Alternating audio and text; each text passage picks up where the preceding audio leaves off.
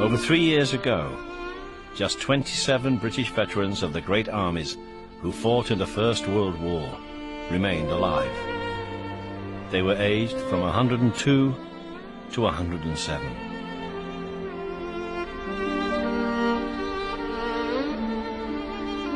"90 years ago, they all shared the same nickname, Tommy Atkins. In 1916, the Tommies were about to endure their darkest hour in the Battle of the Somme. British losses would be catastrophic in the slaughter and sacrifice of the next 2 years. September the 22nd, 10:30 at night. That's when I lost them.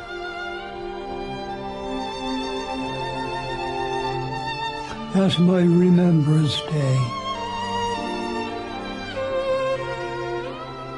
But as the tide of war turned, some would be involved in the British Army's most successful campaign ever. I caught the Germans' machine gun. I put my hand on the grips, pressed the centre with me thumbs, and the belt was dancing like a snake until he finished. So I'm happy. 87 years after the war, Harry Patch becomes the last Tommy ever to visit the Western Front. It would lead to a final reconciliation with a former enemy.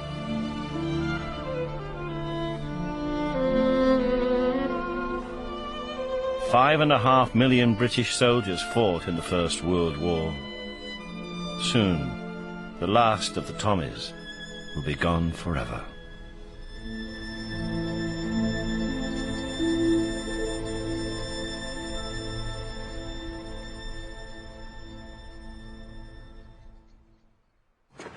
Hello, lovey. How are you?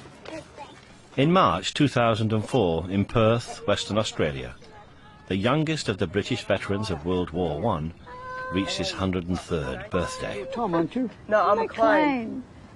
McLean? McLean, oh yes. Yes, Robert. Robert. Becker's boy.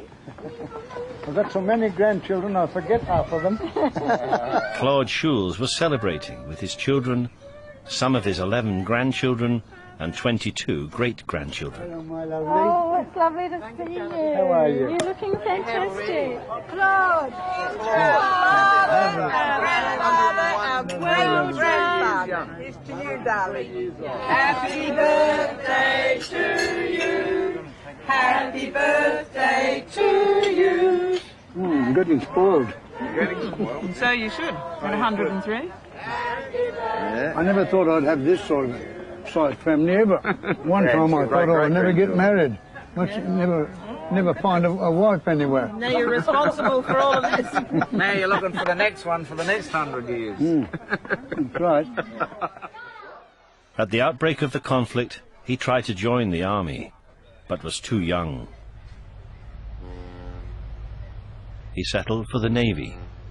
Yet he was to witness the human cost of the greatest British disaster of the war, the Battle of the Somme. We used to see hospital ships coming across the channel from France into England, and the soldiers being wheeled off the ships into, sometimes into trains to go to the nearest main hospital for treatment. We would see that and we'd think, oh, poor devils, you know, they must have been through hell before they got to this stage. So confident was some of victory on July the 1st, 1916, that one captain provided footballs to take over the top and dribble through no man's land.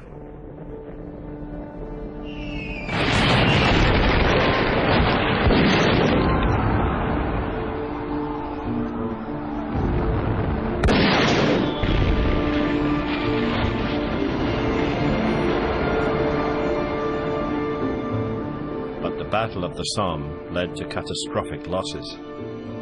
Little ground was gained from the Germans, and Britain's volunteer army was decimated. In the first few hours alone, 20,000 Tommies lost their lives. Despite official propaganda, news of the losses sent shockwaves through the ranks. the Somme was to become a byword for the horrors of modern war.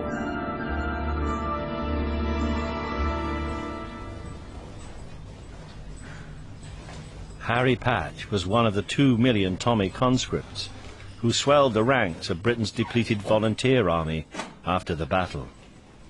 He was soon acquainted with the trenches. If any man tells you he went into the front line and he wasn't scared, he's a liar. You were scared stiff. In the trench, you were all right. If you kept down, sniper couldn't get you. But you never knew if the artillery had a shell that burst above you and you caught the shrapnel.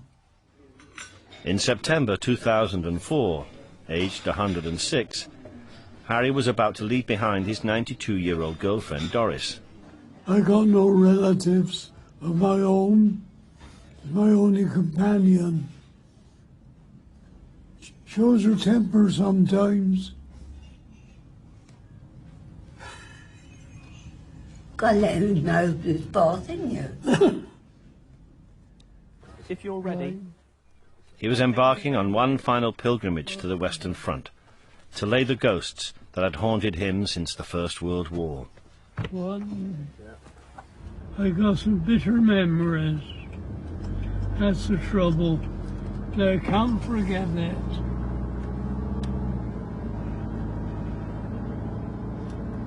In 87 years.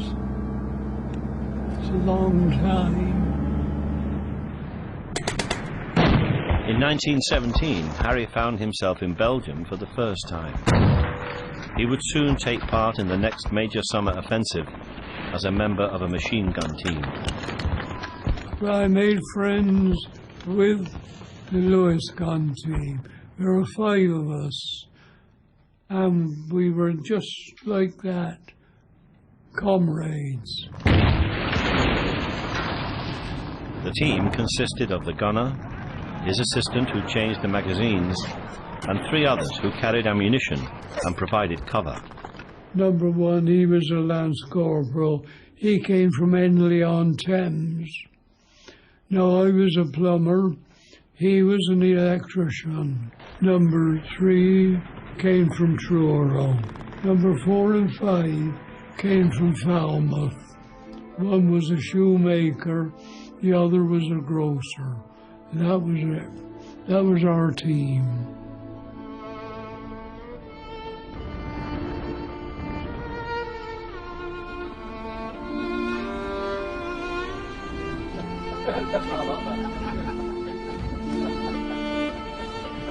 Whatever parcels we had, we always gave it number 1, and he would divide it as much as he could.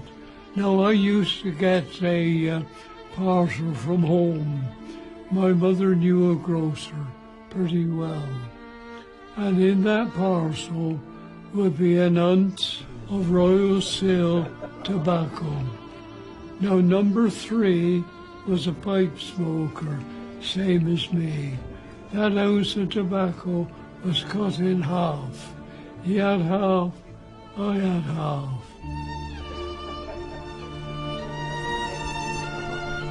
Pair of sock straps. You had a pair of socks, holes in it. All right, socks were yours. And that's how our comradeship. We were just one. This close comradeship would change Harry's life forever. But war was ultimately to shatter their remarkable friendship. In 1917, life in the trenches grew harsher for the Tommies. There was a constant threat from shelling, snipers, and disease made worse by fighting over the same piece of ground for 2 years. No man's land was full of dead bodies, and the smell in the summer, oh, stink like the devil. From the time I went to France, the second week in June 1917, until I left. I never had a bath. I never had any clean clothes. You slept on the fire and step, if you could, shells bursting all around you. Jim Lovell broke army regulations to remove the lice from his clothes. Only his status as a corporal saved him from serious punishment. I suppose you have about 200 or 300 to the inch in the summer. Yes. And one day I got fed up one summer and I stripped off. And Lieutenant come down and caught me. Of course you're supposed to have it all packed and everything ready for action. He waited till I dressed, and he saw who I was, and he let me off. He said, "Don't you do that again." Now, I've been a private, he'd been charged, see. Percy Wilson was a Lewis gunner. His corporal had his own method of getting rid of lice.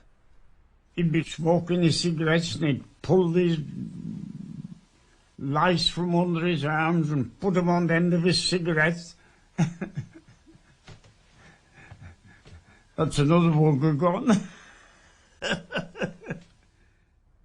Arthur Halestrap, a wireless operator with the Royal Engineers, sought his mother's help to combat the parasites. I asked my corporal soon after I went up to the trenches, how do I get rid of these lice? Oh, he said, light a candle and run the candle up the seams. Well, of course, the seams came apart because the candle burned the stitches. So I wrote home to Mother. I said, I've got these body lice, what can I do?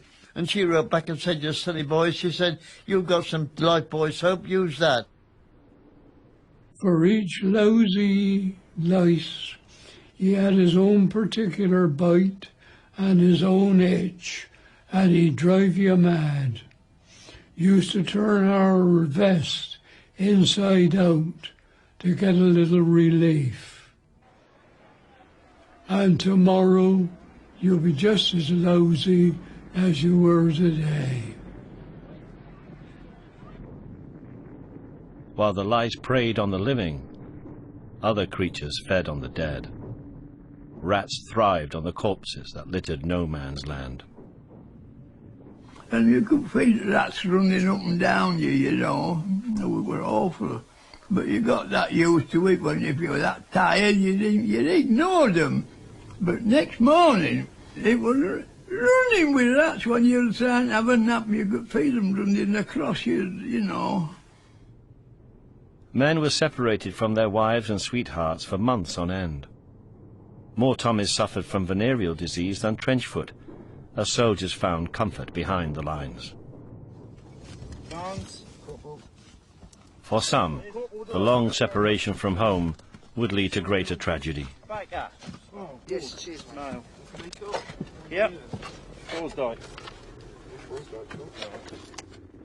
Jonas Hart, a private in the Essex Regiment, was with a married comrade when he got a letter. Worst fellow outside of me, married man, had one for him. Yep. We'll read that later, aren't we?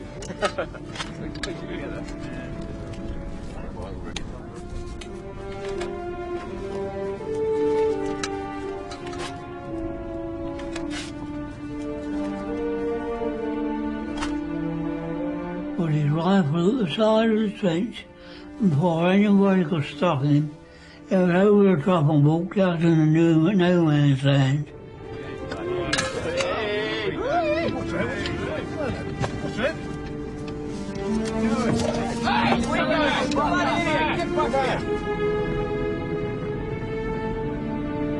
He'd gone about 20 paces, he was dead.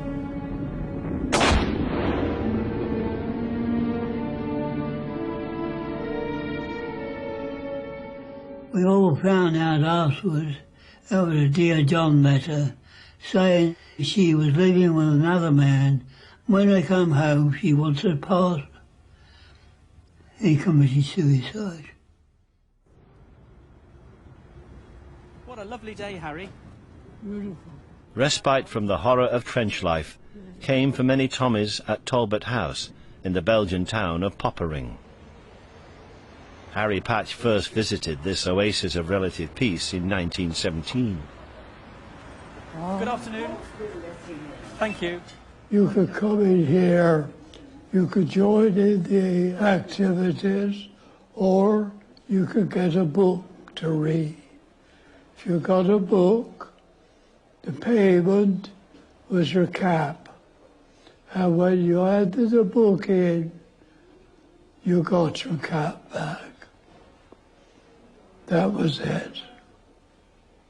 And no rank, no matter who you were all equal here, officers and men, no difference.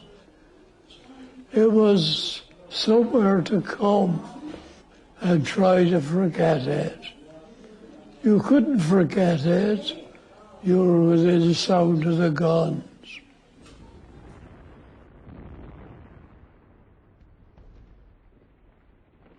Talbot House, or Toc H as it became known, was run by the Reverend Tubby Clayton. He had a deep voice. He could sing a good song, could tell a good tale. He was the life and soul of the party here. Downstairs, soldiers could relax in the library and garden. On the 4th floor, they could worship together in Clayton's tiny chapel. May he keep you in peace and in health, now and always. Amen. Get upstairs, he's a different man. In 1917, Harry and his machine gun team received Holy Communion here, before going into battle. He knew, and we knew, there was someone in the congregation who wouldn't come back. And he knew it, and he tried to reassure us all that everything was all right. He knew damn well it wasn't, and so did we.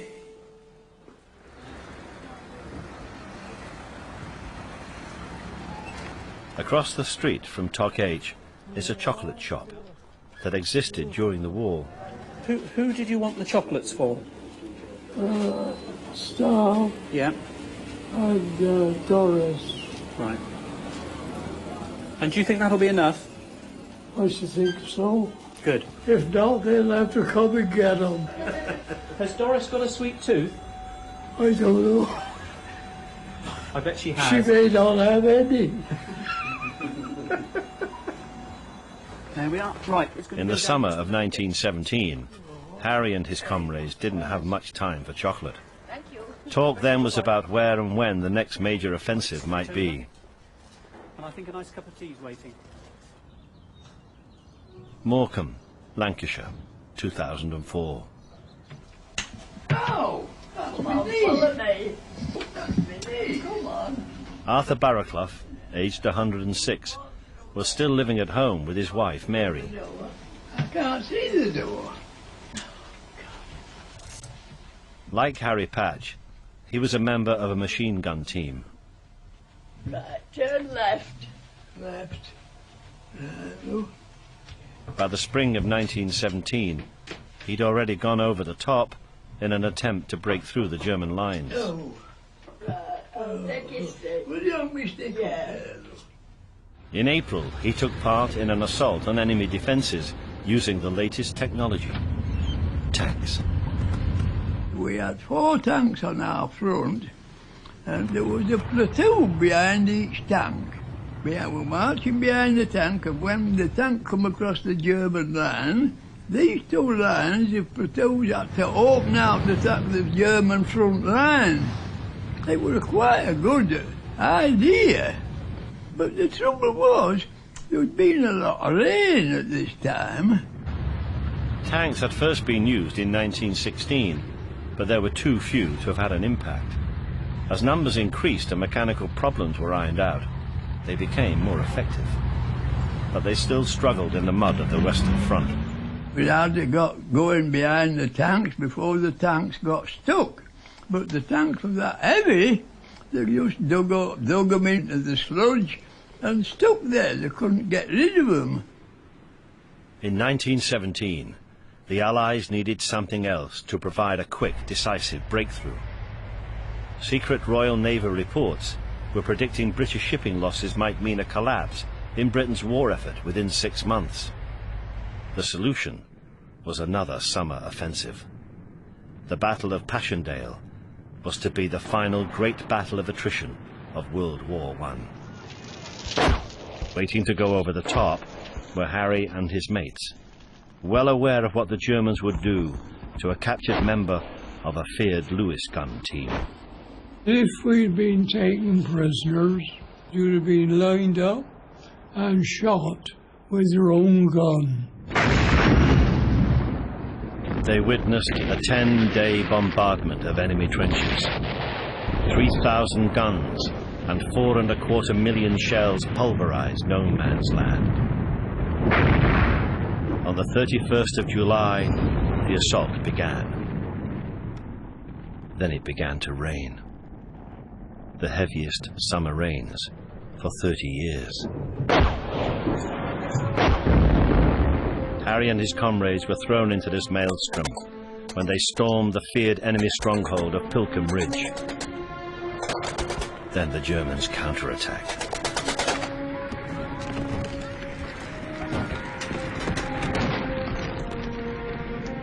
But the Lewis machine gun jammed as a desperate German soldier broke through. He came towards us with a rifle and a fixed bayonet. He had no ammunition, otherwise he could have shot us. I had to bring him down. First of all, I shot him in the right shoulder. He dropped the rifle. He came on. His idea, I suppose, was to kick the gun if he could in the mud. And for our own safety, I had to bring him down. I couldn't kill him. He was a man I'd never knew. I didn't know his language, couldn't talk to him. I shot him above the ankle, above the knee. He went down. Said something to me in German. God knows what it was. But for him, the war was over. 6 weeks later, Harry was to feel very differently about shooting to wound a German. If I had met him after, I'd have had no trouble at all in killing him.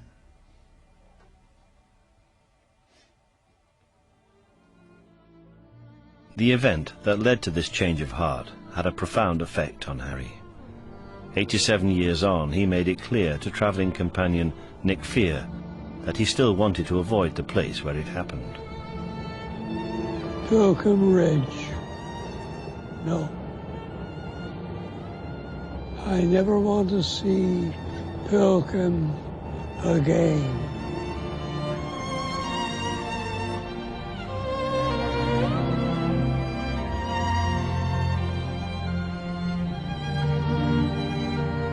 We will be travelling across the old battlefields, but we will not be going anywhere near Pilkem Ridge, because that was what Harry said. He literally doesn't want to go anywhere near it.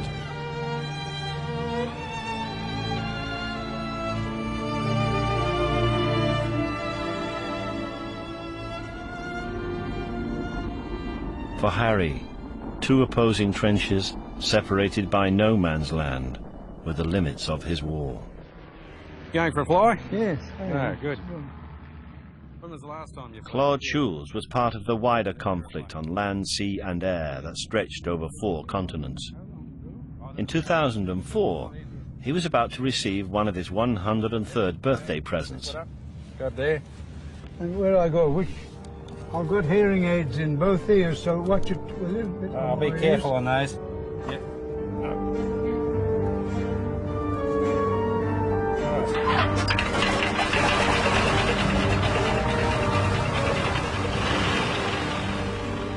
It's a long time since I was flying. Wonderful up there. Claude had worked with biplanes in the First World War. They had quickly become invaluable weapons for both sides, flying on reconnaissance missions over the battlefields, and dogfights raged over the trenches.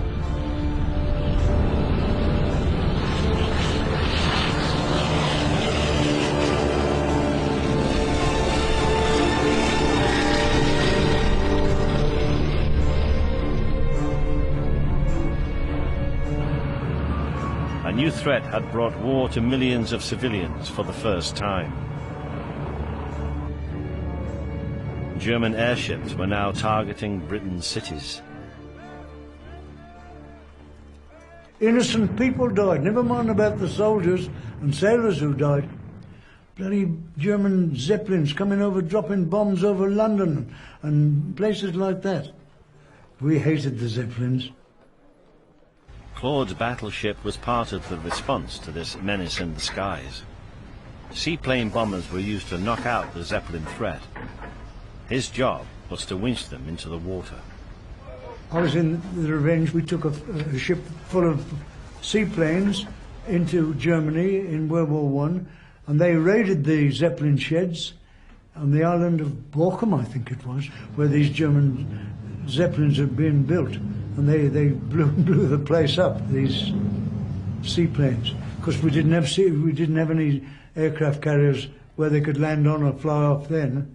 They had to be lowered into the sea and fly off the sea and come back alongside the ship if they were lucky and get picked up and hoisted inboard.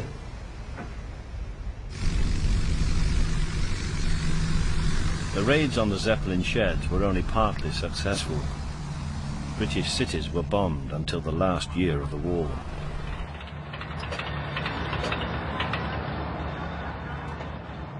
Oh, blimey.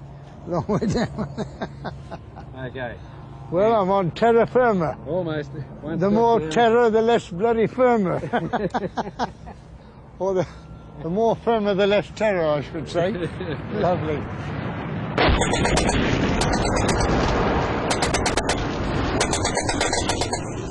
On terra firma in 1917, Harry and his machine gun team were just 5 Tommies amongst the 700,000 locked in the killing fields of Passchendaele.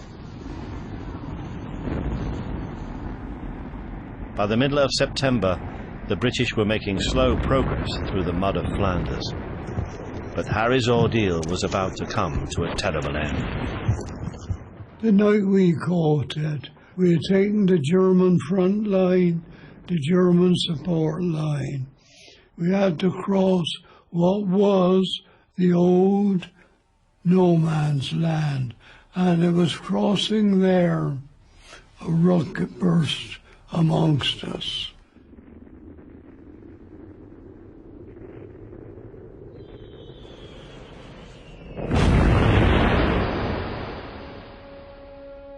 It killed my 3 mates. It wounded me.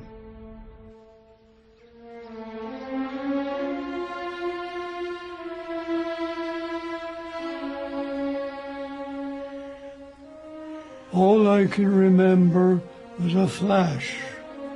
I went down, blew me down.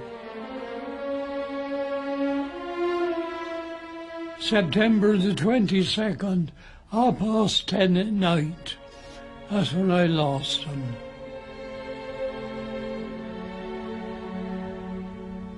That's my Remembrance Day.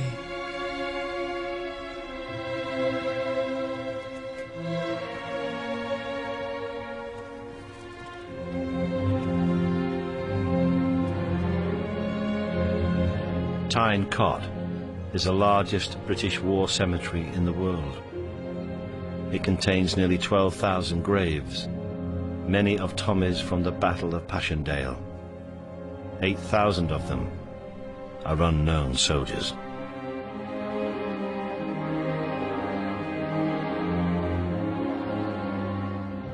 On its walls are the names of 35,000 more Tommies whose bodies have never been recovered.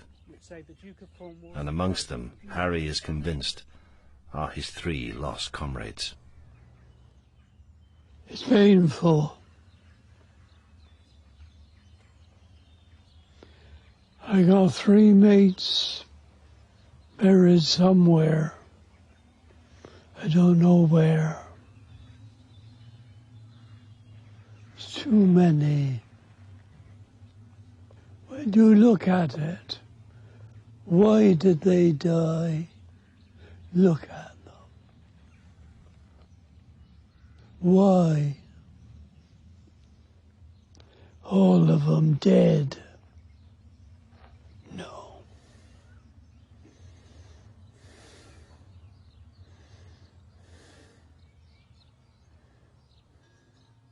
The Battle of Passchendaele ended without a breakthrough and with over 325,000 Tommy casualties.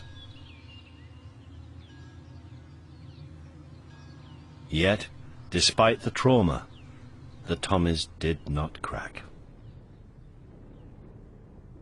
But some did start to feel that they were just cannon fodder.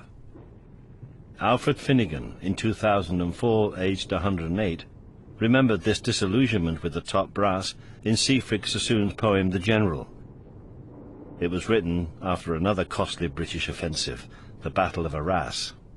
Good morning, the General said, as we passed him one day on our way to the line. Now the soldiers he smiled at are most of them dead, and they're cursing his staff for incompetent swine. He's a cherry old card, grunted Harry to Jack, as they slogged up to Arras with rifle and pack. But he did for them both with his plan of attack. In the trenches a strong bond grew between officers and men. They suffered together. But a few soldiers dared question authority, and a handful may have gone further. 85 years after the war, Corporal Jim Lovell was still reluctant to reveal what happened to one lieutenant on patrol with some of Jim's platoon. The captain sent a patrol out on the night. They all come back by the lieutenant. Oh, that was a mystery, that was. They all come back. I know nobody didn't like it. What happened to the lieutenant? I don't know. Nobody don't know. What do you think happened to the lieutenant? They had to keep quiet. I didn't say nothing about that. Do you think they may have shot him? I don't know. I don't know what happened. No. Most soldiers had little choice but to obey. Yet mutual respect thrived. The men knew their officers were more likely to be killed than they were. Only by holding together could they survive the appalling carnage. By the autumn, both sides were facing a fourth winter in the trenches, each desperately hoping that an assault or a wonder weapon would lead to a breakthrough. As early as 1915, both sides used poison gas. Gas, gas, gas!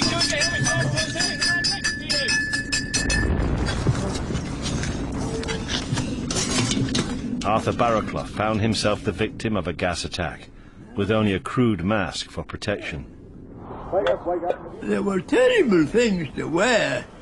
And it smelled of disinfectant, and it just fit tight round your head, and just one little tube to breathe out with. You couldn't breathe in it. You'd be fighting for breath coming through your gas mask. And this went on while the gas mask was, well, the raids were on. Some of the lads, they just simply got fed up. They couldn't stand it no longer, and they just grabbed hold of them and pulled them out and threw them away. They said, well, sod it, I'd rather be gassed than try and breathe under these things. You can't breathe anymore. Gas claimed over 90,000 lives. Many Tommies who inhaled it suffered hideous injuries. Jim Lovell was gassed in the spring of 1918, when Germany, almost starved into submission by naval blockade, launched a last desperate offensive. They sent over shells with gas in, and some of them exploded near us. And I had a mouthful, and they put me in an ambulance and sent me to the hospital. In hospital, Jim was to encounter a Tommy secret weapon, black humour. They're joking all the time. Everybody's joking all the time, see. Like a clergyman come round the hospital once, he said to a man, he said, "Have you been wounded?" "No," he said, "I've been hit with a blood orange."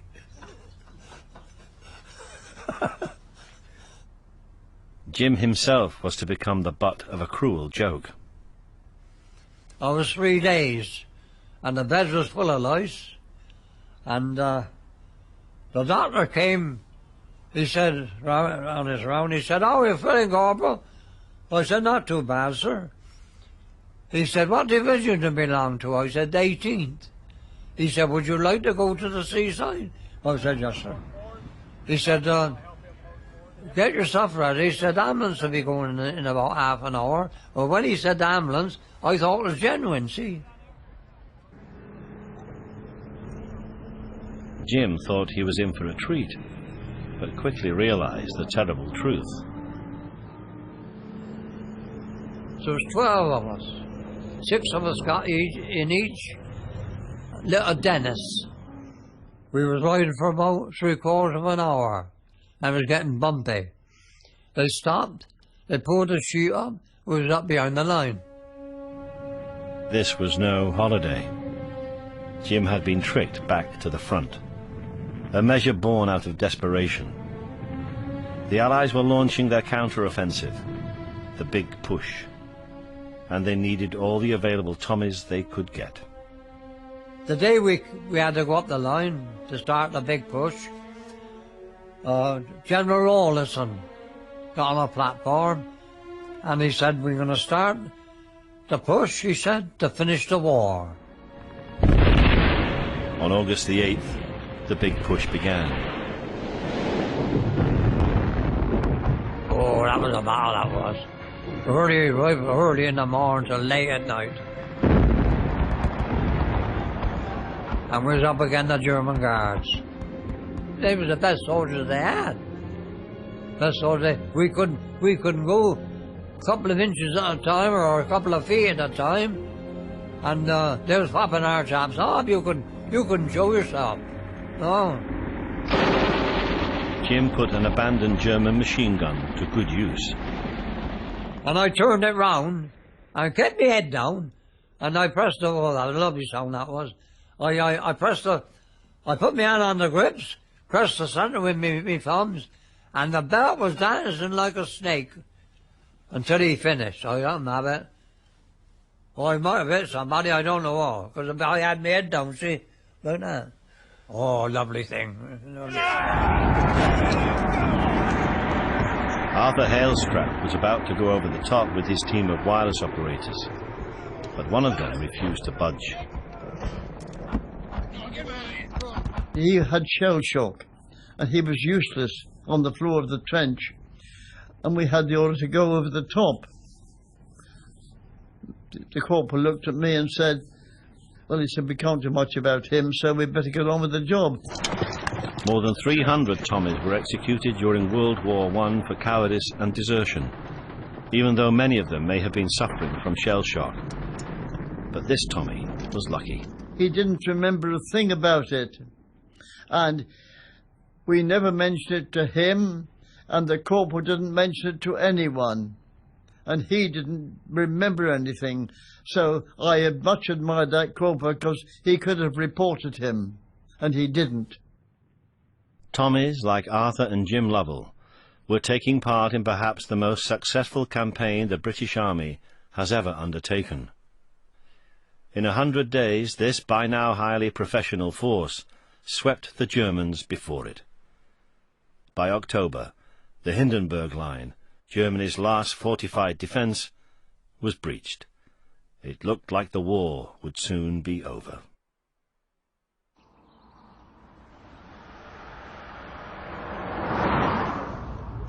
Harry Patch's pilgrimage to the Western Front was also drawing to a close, with one final astonishing act of reconciliation. After he lost his friends, Harry swore he never wanted to see another German again. But in September 2004, he finally made up his mind to meet one of the last surviving German veterans of World War I. Charles Kearns comes from Alsace-Lorraine, on the border between France and Germany. Now he is a Frenchman, but in 1916, Alsace-Lorraine was part of Germany. J'ai été incorporé dans l'armée impériale de Guillaume II. I was conscripted into the Imperial Army of Kaiser Wilhelm II at the age of 19 in 1916. Like all people from Alsace, I didn't have a choice. Unfortunately, I fought against the English. The meeting was to be Harry's first close encounter with a German since 1917.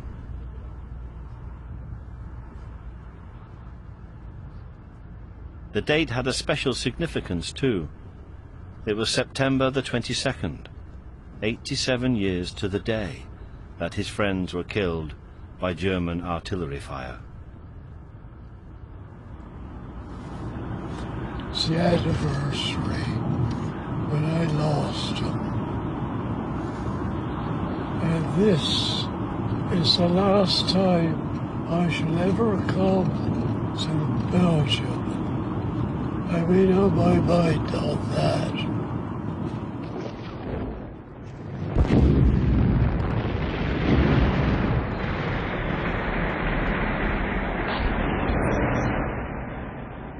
Finally, on the morning of November the 11th, 1918, after 4 years of fighting and the loss of nearly 9 million lives, the guns stopped firing.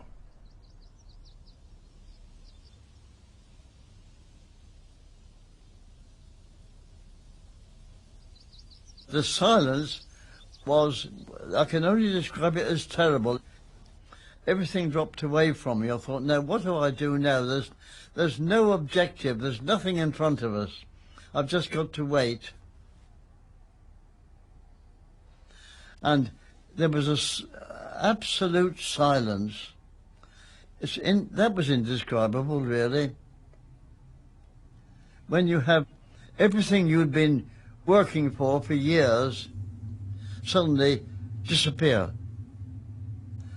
No future. What is my future? What am I going to do next?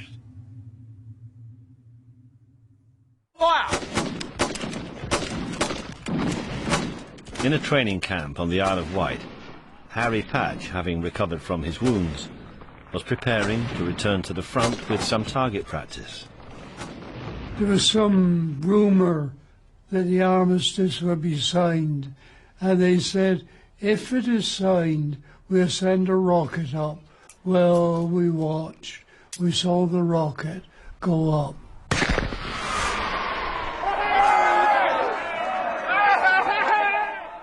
The sergeant said, no, we've got a lot of spare ammunition. It isn't worth taking it back. Fire it out to sea. So we began to fire it out to sea. One of Harry's comrades decided that the shed used by the markers who set up the firing range would be a better target. I said, you damn fool, the markers are in there, lying on the floor, and he was pumping live ammunition in. The fun and games didn't end when they fired off all the ammunition. The sergeant was the next target in their sights. They didn't like him. Now they chased him along the pier at fresh water. Now that's a very long pier. And when they got to the end, they threw him in the sea.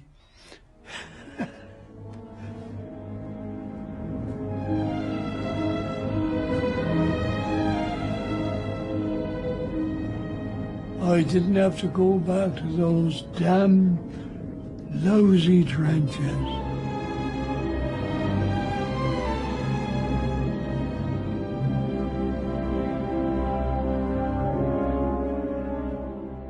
Percy Wilson was close to the German border on November the 11th. the officers called it to attention again and told us there was this armistice going to be signed. And there was some of them,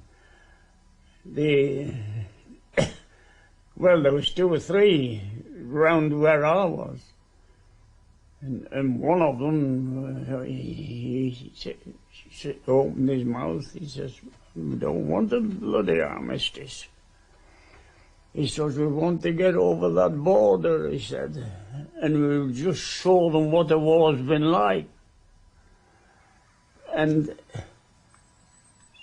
in my opinion, if they'd got over that border, there'd never have been a Second World War. They wouldn't. They would absolutely have pounded Germany to bits. As the crowds at home celebrated, Claude Schulz was on the battleship Revenge. The captain ordered, "Splice the main brace," and that's serve out an extra tot of rum all round for all hands. And that only happens on the very rarest of occasions. And we spliced the main brace, and the officers invited the ship's company, the sailors, to come on to the quarterdeck and dance with them. The band was there when it played up, and we danced with our officers. Claude emigrated to Australia in 1926. That was me in 1936. And my wife, the same time, she's dead now, poor Ethel. She was a Scot, came from the north of Scotland, Lossiemouth. He settled in Perth and hasn't been back to Britain since. I'm lucky, aren't I reckon, to be surviving all that time. Blimey, yes. Yes, I've had a wonderful life, you know. If I had my time over again, I'd do exactly what I did. That's what I think about my life. I've got no regrets about it, no. 5.5 million Tommies fought in the war. 750,000 of them lost their lives. The unimaginable suffering had transformed an entire generation. Some, like Harry Patch, found it hard to forgive. But on September the 22nd, 2004, Harry reached the end of a long journey that had started exactly 87 years ago to the day when he was wounded. Are you comfortable?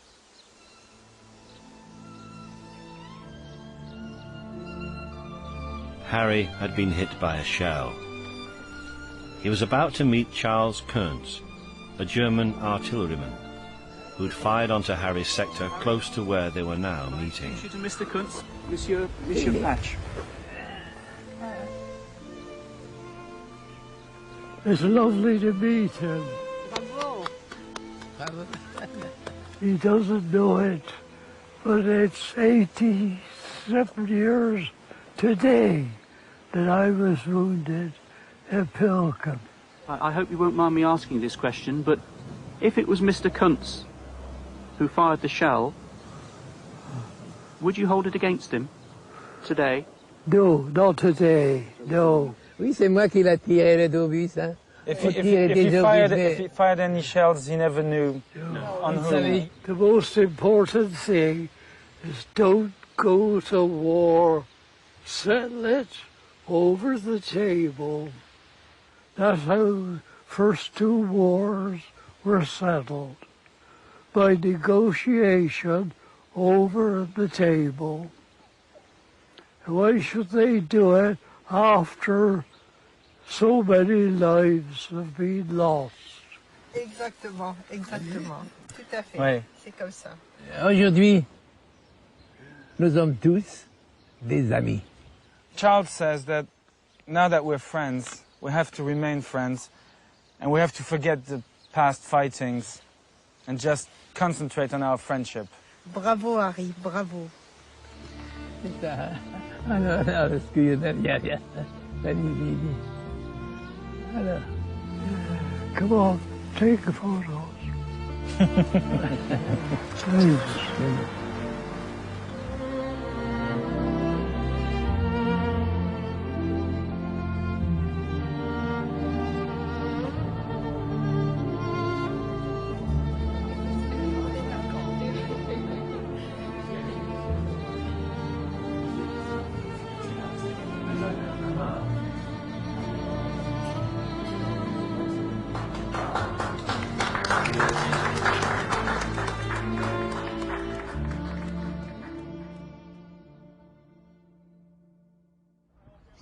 Back in 1919, as the civilian population began to adjust to peacetime, most of the Tommies were waiting to be demobbed, and some, like Harry, were becoming restless with army life. Now we had all listed for the duration of the war, which had been over for months. The sergeant major opened the door, somebody threw a boot at him. He went back, reported it. The officer came, and they told him flat they weren't going out on parade. Well, he went back to the company office, and about 30 of the men followed him, and they asked for him. He came out. He clicked the hammer back on his revolver.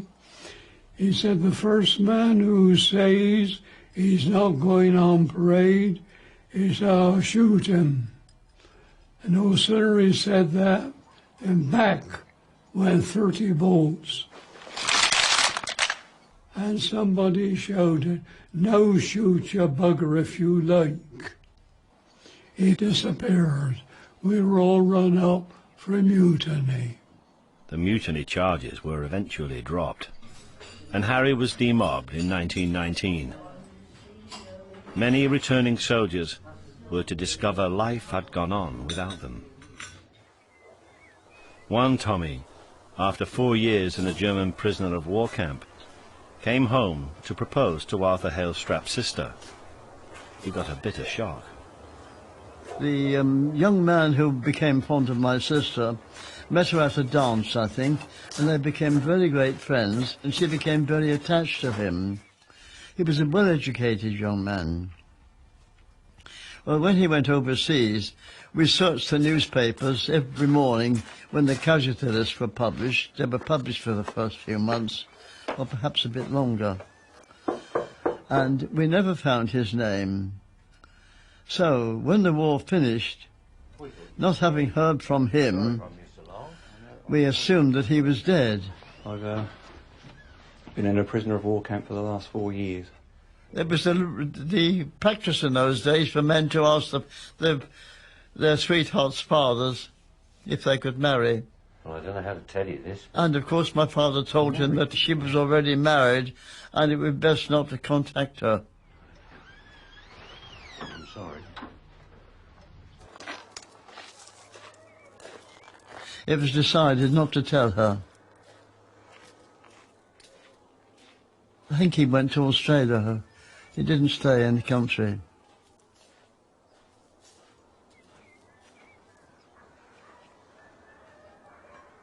Most Tommies came home eager to forget, but some found those memories wouldn't go away. Harry Patch's journey of reconciliation was almost over. But on the way home from meeting Charles Kearns, Harry had one final change of heart. He decided to make a detour to the place he couldn't banish from his memory. Pilcombe Ridge, where he lost his band of brothers. This monument to Harry's old division is close to the spot where they were killed. We've arrived at the memorial at Pilcombe. I know we have. It's a place that I never ever thought that I'd be bringing Harry back to, because he said he'd never ever come back again. I think it's the fact that it's this very special anniversary date for him, the date when he was actually hit, when he was wounded. And mainly because he's coming back to lay just a few ghosts which are still in his life from this terrible experience he had back in 1917 in the autumn. And he's come to remember his friends that he lost here.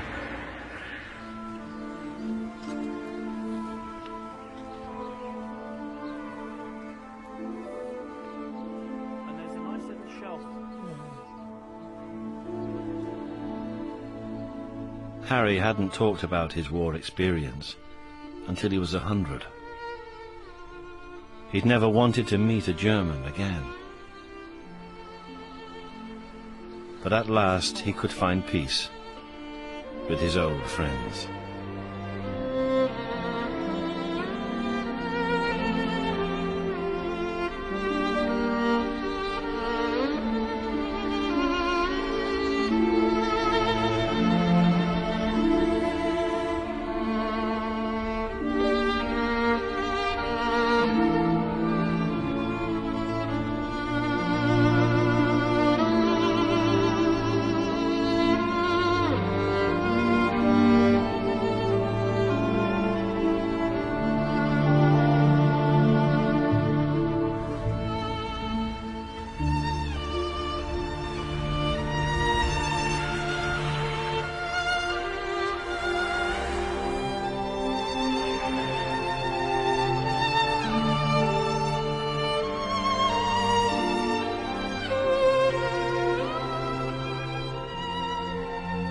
And now, the platoon of 27 left in 2003, the survivors of 5.5 million Tommies, has been further depleted. Jim Lovell was awarded the Military Medal for his exploits in World War I. He became the last surviving decorated veteran. In civilian life, he returned to blacksmithing, then became a welder. He lived until the age of 105 in the same house from which he'd volunteered as a 16-year-old in 1915. Arthur Barraclough, whose little prayer had protected him every time he went over the top, died in August 2004. He was still living with his wife Mary. Arthur Hailstrap went on to serve his country in World War II, where he was part of Churchill's secret army, sending agents behind enemy lines. But he never forgot his experiences of World War I. He returned to the Western Front over 30 times. Still fiercely independent, Arthur died in April 2004. And today, 4 remain. Only 2 of them well enough to appear in our films. Alfred Anderson, oldest of the Tommies, is also Scotland's oldest man, aged 109. Remarkably, his war ended when he was wounded in 1916. He's the last of Britain's tiny pre-war army. And then there's Harry Patch, survivor of Passchendaele and the last Tommy ever to go back to the battlefields of perhaps the most devastating war Britain has ever experienced. He and his 3 comrades are the last Tommies.